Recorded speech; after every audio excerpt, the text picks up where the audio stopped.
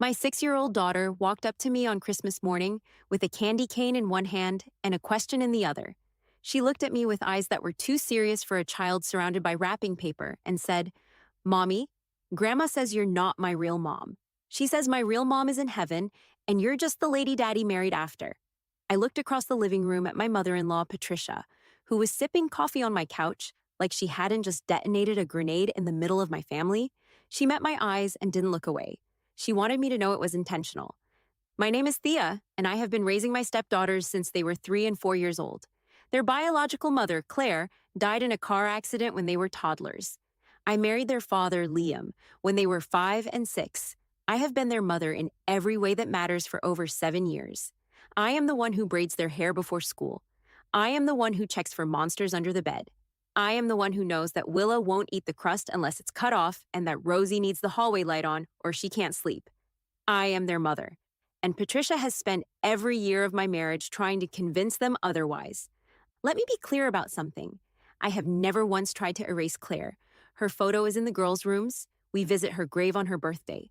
We talk about her openly.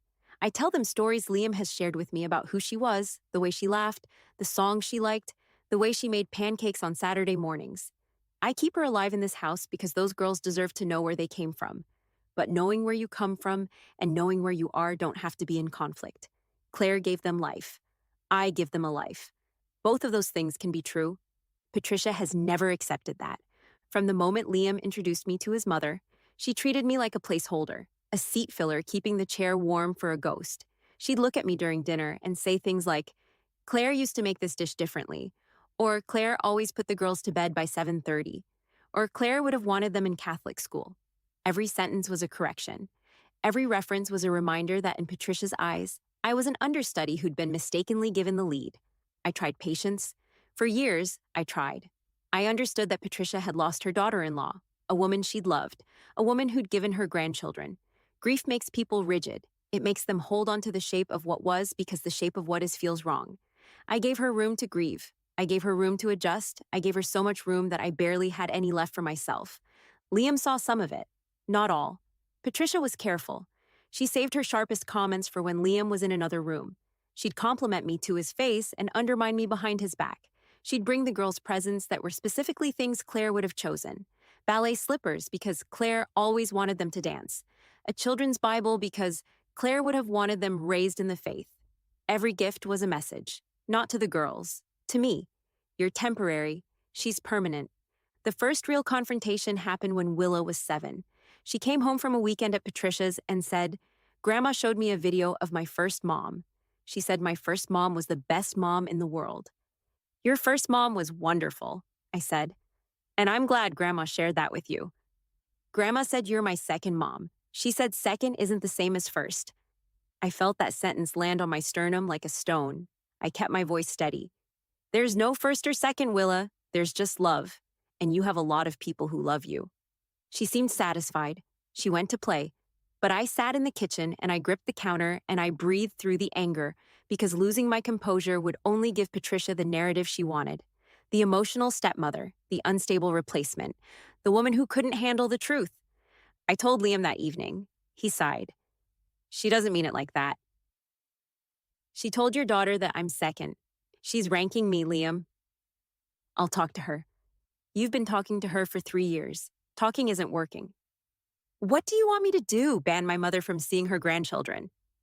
"I want you to tell her that undermining me in front of the girls isn't grief. It's cruelty." He said he'd handle it. He called Patricia. I don't know what was said, but the comments stopped for about 2 months, which is Patricia's pattern. Retreat, regroup, return with something worse. Christmas was the something worse. The girls were 6 and 8 by then. Liam and I had hosted his family for Christmas Eve dinner the night before. Patricia, his brother Todd, Todd's wife Karen. The evening had been fine. Patricia had been polite, almost warm, which should have been my first warning because Patricia's warmth always precedes her worst behavior, the way a drop in pressure precedes a storm. Christmas morning. The girls tore through their presents with the unhinged energy that only children on December 25th possess. Wrapping paper everywhere, squeals and thank yous. Liam and I sat on the floor drinking coffee and watching them, and for a moment it was perfect. Patricia arrived at 9 with a bag of gifts she'd brought separately. She sat on the couch and called the girls over one at a time. She gave Rosie a locket with Claire's photo inside. She gave Willa a music box that played a song Claire had loved. Both gifts were beautiful. Both were appropriate. Both were grenades with the pins loosened. "These are from your real mommy," Patricia said, loud enough for the room to hear. "She's watching you from heaven, and she wanted you to have something special today." I looked at Liam. He was watching his mother with an expression that was halfway between recognition and disbelief. The look of a man who's seeing something he's been told about but hasn't witnessed firsthand. Willa opened the music box, and it played a melody I didn't recognize, and Patricia said, "Your real mom used to sing that to you when you were babies. Before Thea came." Before Thea came. Like I was a weather event, an arrival that disrupted the natural climate. Then Rosie, my 6-year-old, walked over to me with the locket open and the candy cane in her other hand and asked the question that Patricia had planted in her like a seed and watered with 20 minutes of targeted language. "Mommy, Grandma says you're not my real mom." The room froze. Liam stood up. Todd looked at the floor. Karen looked at the ceiling. And Patricia sipped her coffee. I knelt down so I was at Rosie's eye level. "I am your mom. I have been your mom since you were 3 years old. I love you more than anything in this entire world." "But Grandma said—" "Grandma is wrong." I said it looking directly at Patricia. I didn't raise my voice. I didn't waver. I said it with the clarity of a woman who had swallowed 7 years of commentary and corrections and rankings and was not going to swallow this one. "Rosie, Willa, go upstairs and play with your new toys. I need to talk to the adults." The girls went upstairs. Liam closed the door behind them. I turned to Patricia.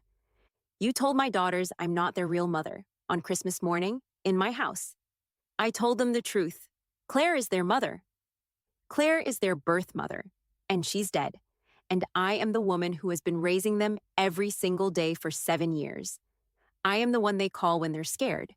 I am the one who knows their shoe sizes and their fears and the sound they make when they're pretending to be asleep. You don't get to erase that because it doesn't fit the story you want to tell." "I'm not erasing anything. I'm preserving Claire's memory." "You're not preserving her memory. You're weaponizing it. You're using a dead woman to hurt a living one. And the collateral damage is 2 little girls who now don't know what the word mother means." Patricia looked at Liam. "Are you going to let her talk to me like this?" Liam stepped forward. "Mom, Thea is right." "Excuse me?" "You told Rosie that Thea isn't her real mom. You've been telling both girls in different ways for years.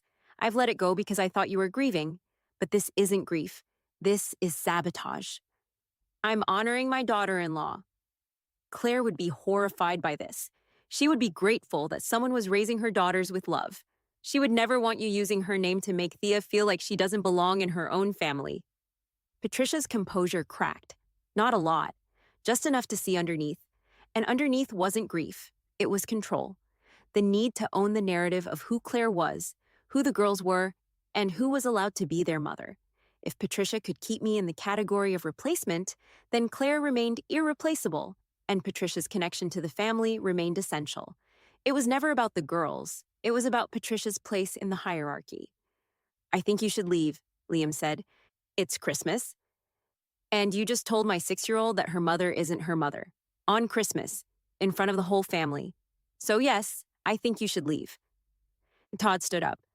"Mom, let's go." Patricia gathered her coat. At the door, she looked back at me with an expression I hadn't seen before. Not anger, fear. The fear of a woman who just realized that the wall she'd been building between me and her grandchildren had been torn down by the 2 people she was trying to separate. "You'll regret this," she said to Liam. "The only thing I regret is not saying this 3 years ago." She left. The house was quiet for a few minutes. Then Rosie's voice came from the top of the stairs. "Is Grandma gone?" "Yes, baby." "Is she mad?" "She'll be okay." "Mommy?" "Yes?" "You're my real mom."